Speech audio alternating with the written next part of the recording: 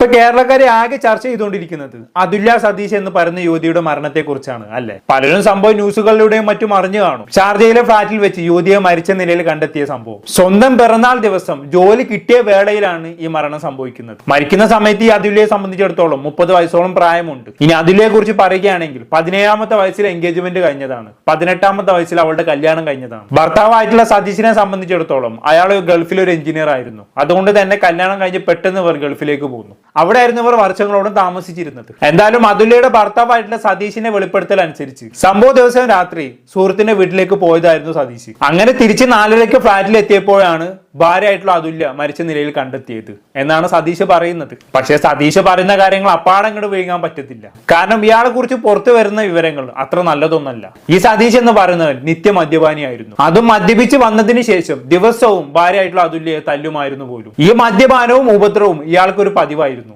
ഇയാളെ സംബന്ധിച്ചിടത്തോളം ഗൾഫിൽ ഇയാൾക്ക് ഒരു 6 ശമ്പളമുണ്ട്. അതുകൊണ്ട് തന്നെ അത്യാവശ്യം നല്ല സാലറിയും കൈ കിട്ടും. പക്ഷെ കിട്ടുന്ന സാലറിയിലെ ഭൂരിഭാഗം ചെലവാക്കിയിരുന്നത് മദ്യത്തിന് തന്നെയാണ്. നല്ല വില കൂടിയ മദ്യമാണ് ഇയാൾ കഴിക്കാറുണ്ടായിരുന്നത്. ഇതൊന്നും ഞാൻ പറഞ്ഞതല്ല, ഇയാളുടെയും അതുല്യയുടെയും ബന്ധുക്കളും സുഹൃത്തുക്കളും ഒക്കെ പറഞ്ഞ കാര്യങ്ങളാണ്. എന്റെ ബലമായ സംശയം ഇയാൾ തന്നെ അവളെ കൊന്നതാണ് എന്നുള്ളതാണ്. കാരണം അത്രയും ഇയാൾ അവളെ ഉപദ്രവിക്കാറുണ്ട് പോലും. പക്ഷെ ഇങ്ങനെയൊക്കെ ആണെങ്കിൽ കൂടിയും അതുല്യയുടെ മാതാപിതാക്കൾ ഒരുപാട് തവണ ഈ ബന്ധം വേർപ്പെടുത്താനുള്ള ശ്രമങ്ങളൊക്കെ നടത്തിയിട്ടുണ്ട്. പക്ഷെ അപ്പോഴെല്ലാം ഇവിടെ സംഭവിക്കുന്ന എന്താണെന്ന് വെച്ചാണെങ്കിൽ ഇയാൾ കരഞ്ഞുകൊണ്ട് അതുല്യയോട് അങ്ങ് മാപ്പ് പറയും. കല്ലിന്റെ പുറത്ത് സംഭവിച്ചു പോയതാണ്, നീ ക്ഷമിക്ക്, ഇനി ഇതൊരിക്കലും ഇതുണ്ടാവില്ല എന്നും പറഞ്ഞ് ഇയാൾ അതുല്യന്റെ കാല് പിടിക്കാൻ വരും. ഇത് കണ്ട് അതുല്യന്റെ മനസ്സങ്ങലിയും. അതുല്യ വീണ്ടും ഇയാളുടെ മടയിലേക്ക് അങ്ങ് കയറി ചെല്ലും. ഇയാൾ വീണ്ടും പഴയ കാര്യങ്ങൾ തന്നെ ആവർത്തിക്കും. ഇതിങ്ങനെ ഒരു സൈക്കിൾ പോലെ ഇങ്ങനെ നടന്നുകൊണ്ടിരിക്കുകയായിരുന്നു കഴിഞ്ഞ കുറെ വർഷങ്ങളായിട്ട്. അവസാനം അത് അതുല്യയുടെ മരണത്തിൽ ചെന്നങ്ങ് കലാശിച്ച്. അതുല്യയെ സംബന്ധിച്ചിടത്തോളം അവസാനമായി നാട്ടിലേക്ക് വന്നത് 3 മാസം മുമ്പെയാണ്. അത് വന്നത് മറ്റൊന്നിനുമല്ല, അതുല്യയുടെയും സതീഷിന്റെയും മകൾ പഠിക്കുന്നത് നാട്ടിലാണ്. അപ്പൊ ഫാമിലി വിസ പുതുക്കിയിട്ട് മകളെ കൊണ്ട് ഗൾഫിലേക്ക് പോകാൻ വേണ്ടിയിട്ടായിരുന്നു അതുല്യ അവസാനമായി നാട്ടിലേക്ക് വന്നത്. ഇനി മകളെ കുറിച്ച് പറയുകയാണെങ്കിൽ ഈ മകൾക്ക് അച്ഛനായിട്ടുള്ള സതീഷിനെ ഭയങ്കര പേടിയാണ് പോലും. എങ്ങനെ പേടിക്കാതിരിക്കും? ദിവസവും ഈ കുഞ്ഞ് കാണുന്ന എന്താണ്? കള്ളു കുടിച്ചു വന്ന് സ്വന്തം അച്ഛൻ അമ്മയെ തല്ലുന്നതാണ്. അങ്ങനെയുള്ള മകൾ അച്ഛനെ പേടിച്ചില്ലെങ്കിലല്ലേ അത്ഭുതമുള്ളൂ. പിന്നെ 1-2 വട്ടം ഇയാൾ മകളെയും ഉപദ്രവിച്ചിട്ടുണ്ട് എന്നുള്ളതാണ് അതുല്യയുടെ അമ്മ പറയുന്നത്. പിന്നെ അതിന്റെ കൂട്ടത്തിൽ എടുത്തു പറയേണ്ടത് അതുല്യയുടെ സുഹൃത്ത് പറഞ്ഞൊരു കാര്യമാണ്. അതുല്യയുടെ സുഹൃത്ത് നൽകിയ വിവരം അനുസരിച്ച് ഇയാൾക്ക് അതുല്യയെ ഭയങ്കര സംശയരോഗമാണ് പോലും. ഇയാൾ പുറത്തു പോകുമ്പോഴെല്ലാം വീട് പുറത്ത് നിന്ന് ലോക്ക് ചെയ്യും പോലും. എന്നിട്ട് താക്കോലായിട്ടായിരിക്കും ഇയാൾ പോവുക. ഇയാൾ തിരിച്ചു വരുന്നത് വരെ അതുല്യയെ റൂമിൽ പൂട്ടിയിടും. അച്ചാതി സൈക്കോണ് അയാൾ. ഒന്നും വേണ്ട, ഇയാൾ മദ്യപിച്ച് ഉപദ്രവിക്കുന്ന സമയത്ത് ഇയാളുടെ ചില ദൃശ്യങ്ങൾ അതുല്യ തന്നെ പകർത്തിയിട്ടുണ്ടായിരുന്നു. അത് അതുല്യയുടെ മാതാപിതാക്കൾ പുറത്തു വിട്ടിട്ടുണ്ടായിരുന്നു അല്ലെ. മറ്റേ കുമ്പളങ്ങി നൈറ്റ്സ് എന്ന് പറയുന്ന സിനിമയിൽ സൈക്കോ ഷമ്മിയെ അനുസ്മരിപ്പിക്കുന്ന രീതിയിലുള്ള വീഡിയോകളായിരുന്നു അത് അല്ലെ. മദ്യപിച്ച് വന്ന് ഇയാൾ എന്തൊക്കെയാണ് കാണിച്ചു കൂട്ടുന്നത്. എന്തായാലും ഇതുമായി ബന്ധപ്പെട്ട് അതുല്യയുടെ അമ്മയ്ക്ക് പറയാനുള്ള എന്താണെന്നുള്ളത് കേട്ടോക്കാം. മോളെ കൊന്നത് തന്നെ ഈ സംഭവം നടക്കുന്നതിന്റെ 3 ദിവസത്തിന് മുമ്പ് എന്റെ കുഞ്ഞിനെ ഇങ്ങനെ കൊങ്ങാക്കി കുത്തിപ്പിടിച്ച് 1/2 മണിക്കൂർ വെച്ചോണ്ടിരുന്നു. അതാ പാടാ ഇവിടെ എല്ലാം കാണുന്നത്. അതിനകത്ത് കാണിച്ചു കാണുമല്ലോ, ഇവിടെ എല്ലാം മുഖത്തുമൊക്കെ അവന്റെ കൈ ഇങ്ങനെ അമക്കി പിടിച്ചതിന്റെ പറഞ്ഞിട്ടുണ്ട്. ഞാൻ ഒരിക്കലും ഞാൻ മരിക്കത്തില്ലമ്മേ, അഥവാ ഞാൻ മരിക്കുവാണെങ്കിൽ അയാൾ അന്നയാന്ന് നിങ്ങളൊക്കെ വിചാരിച്ചോണെന്ന്. അന്നേരമൊക്കെ പറയാം, എന്റെ പൊന്നുമോളെ ഈ 21-ാം നൂറ്റാണ്ട് ഇങ്ങനെയുള്ള പെൺപിള്ളേര് ഇത്രയും സഹിച്ചു കിടക്കുവോ, മോളിഞ്ഞ് പോരാ. അവരുടെ തീരുമാനമായിരുന്നു കൂടെ നിൽക്കുക, അങ്ങനെ സഹിച്ചു നിൽക്കുക എന്ന് പറയുന്നു. അല്ലെ, കുഞ്ഞ് ശ്രീബുദ്ധി പഠിക്കുക അവിടെ കരുനാപ്പള്ളി. അവള് പറയുന്ന അതിന് പഠിക്കുന്ന ആവശ്യത്തിന് പൈസ ചെലവില്ലയോ. അപ്പൊ അവിടെ പഠിത്തം നടക്കുമല്ലോ, അവൻ 10,000 രൂപ വീതം ശരി. അപ്പൊ ആ മകൾ ഓർത്തിട്ടാണ്, അവളുടെ വിദ്യാഭ്യാസം കാര്യങ്ങളും ഓർത്തിട്ടാണ് അതുല്യ ഇത്രയും കാലം ഈ സതീശിന് പീഡനങ്ങൾ സഹിച്ച് അവിടെ പിടിച്ചു നിന്നത് അല്ലെ. എന്നിരുന്നാലും ഈ അമ്മ തുടക്കത്തിൽ പറഞ്ഞ കാര്യം നിങ്ങൾ ശ്രദ്ധിച്ചിട്ടുണ്ടാക്കും. എന്റെ മകൾ ജീവൻ ഒടുക്കില്ല എന്ന് എനിക്ക് 100% ഉറപ്പുണ്ട് എന്നാ അമ്മ പറഞ്ഞ നിങ്ങൾ കേട്ട് കാണുമല്ലോ. മാത്രമല്ല അതിന്റെ കൂട്ടത്തിൽ ഒരു കാര്യം കൂടി പറയുന്നുണ്ട്, ഞാൻ മരിച്ചിട്ടുണ്ടെങ്കിൽ അതിന് പൂർണ്ണ ഉത്തരവാദി എന്റെ ഭർത്താവായിരിക്കും എന്നുള്ളത് ഈ മകൾ അമ്മയോട് പറഞ്ഞിട്ടുണ്ടായിരുന്നു പോലും. ഇത് തന്നെയാണ് അതുല്യയുടെ കൂട്ടുകാരികളും പറയുന്നത്. അവരുടെ വോയിസ് ക്ലിപ്പും കാര്യങ്ങളൊക്കെ ഇന്നലെ പല ന്യൂസ് ചാനലും വന്നിട്ടുണ്ടായിരുന്നു. അപ്പൊ ചുരുക്കി പറഞ്ഞാണെങ്കിൽ അതുല്യ അറിയാവുന്ന എല്ലാവരും ഒരേ സ്വരത്തിൽ പറയുന്ന കാര്യം എന്താണ്, അതിൽ ഒരു തരത്തിലും ആത്മഹത്യ ചെയ്യില്ല എന്നുള്ളതാണ്. അതുകൊണ്ട് തന്നെയാണ് ഞാൻ തുടക്കത്തിൽ പറഞ്ഞത് ഇതൊരു ആത്മഹത്യയാണെന്ന് വിശ്വസിക്കാൻ നല്ല പ്രയാസമുണ്ട് എന്നുള്ളത്. ഇവളുടെ മരണത്തിൽ ഉറപ്പായിട്ടും ഇവളുടെ ഭർത്താവായിട്ടുള്ള സതീശിന് പങ്കുണ്ട്, അതിൽ യാതൊരു സംശയവും വേണ്ട. എന്തായാലും ഇതിനെല്ലാം ശേഷം ഇവളുടെ ഭർത്താവായിട്ടുള്ള സതീശ് ഇന്നലെ മാധ്യമങ്ങളുടെ മുന്നിൽ വന്നൊരു പെർഫോമൻസ് നടത്തിയിട്ടുണ്ടായിരുന്നു. മക്കളെ, അതൊന്ന് കാണേണ്ട തന്നെയാണ്, നമുക്കൊന്ന് കണ്ടോക്കാം. ഡെയിലി കഴിക്കുന്നതോ പോസിബിളായിട്ടുള്ള കാര്യം ഞാൻ അവളെ ചേർത്ത് പിടിച്ചു. ഒരുപാട് പ്രാവശ്യം പല വർഷങ്ങൾ ഉണ്ടായപ്പോഴും ഞാൻ ചേർത്ത് പിടിച്ച് നിർത്തി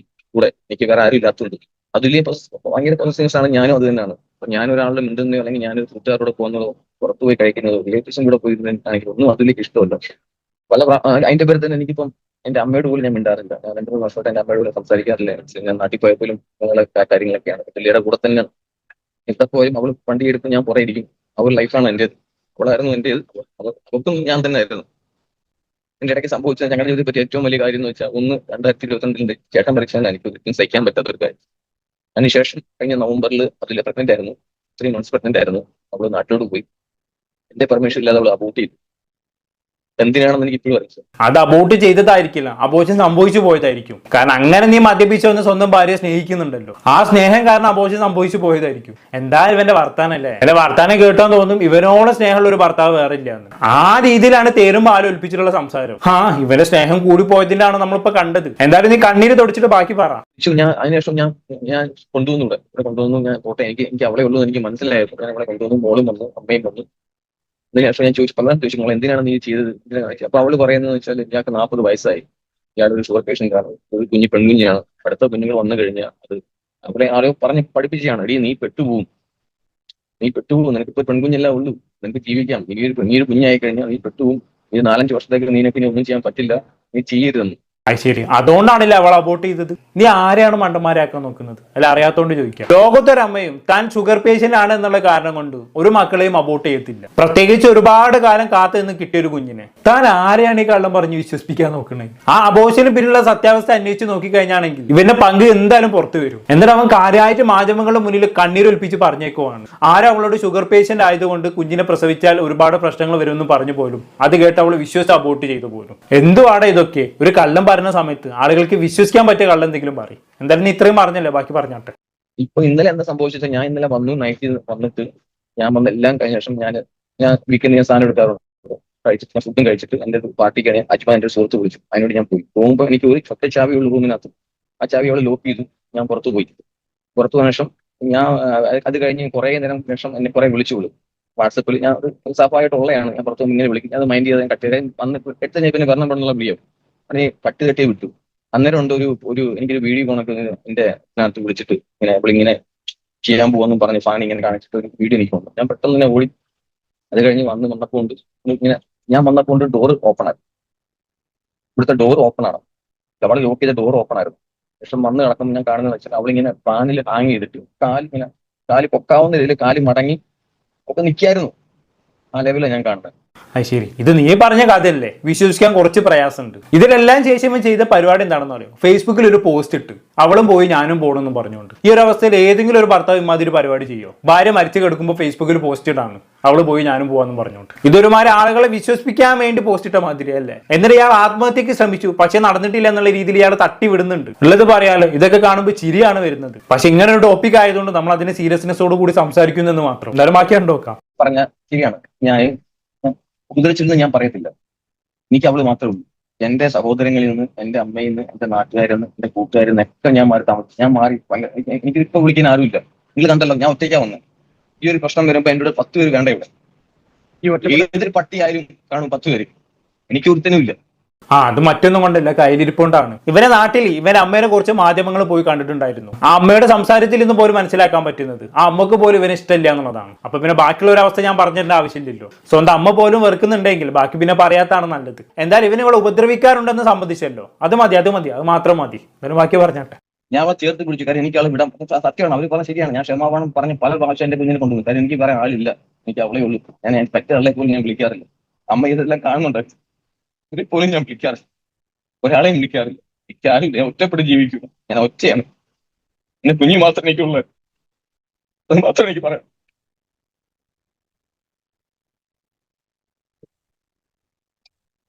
ഇനിയിപ്പോ അടുത്ത പോലീസ് വല്ലതും പറയുന്നുണ്ടോ സതീഷ്? ഇനി എന്താ ചെയ്യേണ്ടത്, എവിടെ പോകേണ്ടത്, ചെല്ലാമെന്ന് പറയുന്നുണ്ടോ? എനിക്കൊന്നും അറിയില്ല. ജോലി പോലും പോകുന്ന എനിക്ക് തോന്നുന്നു. ജോലി പോണം, നിന്റെ ജോലി പോണം. ആ ജോലി ചെയ്ത് കിട്ടിയ പണം കൊണ്ടല്ലേ നീ എപ്പോഴും മദ്യപിച്ച് വന്ന് നിന്റെ ഭാര്യ ഉപദ്രവിക്കുന്നത്? അങ്ങനെയുള്ള ജോലി നിനക്ക് വേണ്ട. നീ കുറച്ചു കാലം ജോലി ഇല്ലാത്തതുണ്ട്. കാരണം അമ്മാതിരി പുണ്യപ്രവൃത്തിയല്ലേ നീ ചെയ്തു വെച്ചേക്കുന്നത്. അവൻ മാധ്യമങ്ങൾക്ക് മുന്നിൽ വന്നിരുന്ന് കരയാണ്. ഇവര് വിചാരം എല്ലാം ചെയ്തു വെച്ചിട്ട് ക്യാമറക്ക് മുന്നിൽ ഇരുന്ന് കരഞ്ഞു കാണിച്ചാണെങ്കിൽ എല്ലാവരും ഇവനെ സപ്പോർട്ട് ചെയ്യുന്നുള്ളതാണ്. എന്തായാലും നീ ബാക്കി പറ മോനെ. ഞാൻ അവളാണ് ഏറ്റവും കുഞ്ഞിനെ എന്നെ ഉപദ്രവിക്കുന്നത്. അവൾ ദേഷ്യം വരുമ്പോൾ അവൾ ഭയങ്കര, അവൾക്ക് അമ്മയ്ക്കും അറിയാം അച്ഛനും അറിയാം, അവൾ ദേഷ്യം വന്നോ ഭയങ്കര ദേഷ്യമുള്ളൂ. അവൾക്ക് കൈപ്പിറ്റൊക്കെ എടുത്ത് നോക്കും. അതൊന്നും അല്ല, ഇനിയുണ്ട്.